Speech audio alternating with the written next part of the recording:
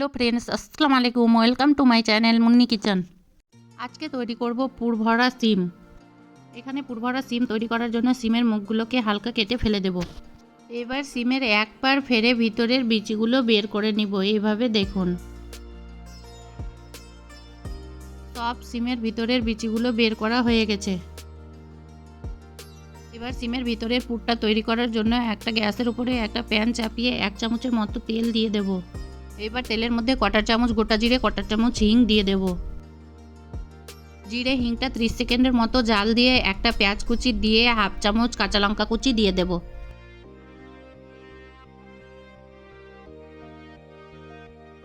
এবারে 1 চামচ নারিকেল কোড়ানো, 2 চামচ ক্রাশ করা চীনাবাদাম, 1/4 চামচ জিরে গুঁড়ো, 1/4 চামচ ধনে গুঁড়ো, 1 পিঞ্চ হলুদ দিয়ে ভালোভাবে নেড়েচেড়ে কষিয়ে নেব।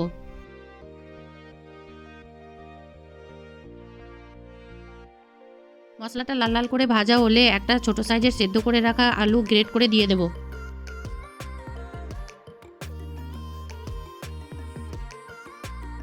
এবার স্বাদ মতো লবণ, 1/4 চামচ চাট মশলা দিয়ে ভালোভাবে নেড়েচেড়ে নামিয়ে দেবো। এখানে চাট মশলা দেওয়াটা স্কিপ হয়ে গেছে।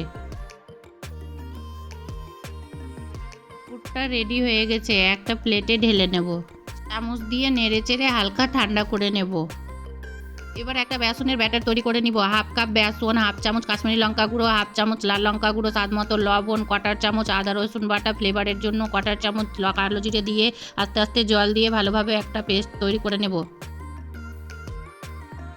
বেসনের ঘনত্বটা খুব পাতলাও না খুব গাঢ়ও না, মিডিয়াম টাইপের থাকবে।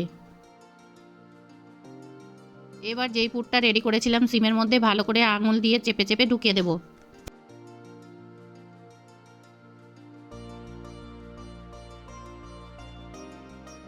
সব সিমের মধ্যে পুর ঢুকানো হয়ে গেছে, দেখুন এইভাবে করে। একটা কড়াতে একটু বেশি করে সাদা তেল গরম করতে দিয়ে দিয়েছি। এবার পুর ভরা একটা সিম ব্যাটারের মধ্যে ডুবিয়ে ভালোভাবে কোট করে তেলের মধ্যে ছেড়ে দেব।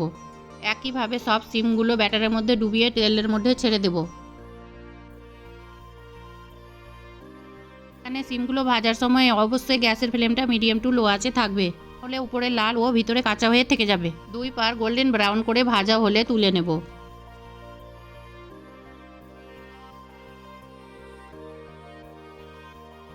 একইভাবে সব সিমগুলো ভেজে নেব।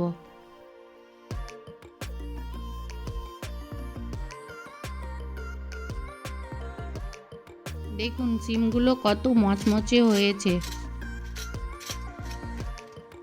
গরম গরম ভাত দিয়েও খাওয়া যায় বা খালি মুখেও খেতে পারেন, খেতে দারুণ লাগে। আমার রেসিপিটি ভালো লাগলে আমার চ্যানেলটি সাবস্ক্রাইব করে লাইক কমেন্ট শেয়ার করে দিবেন প্লিজ।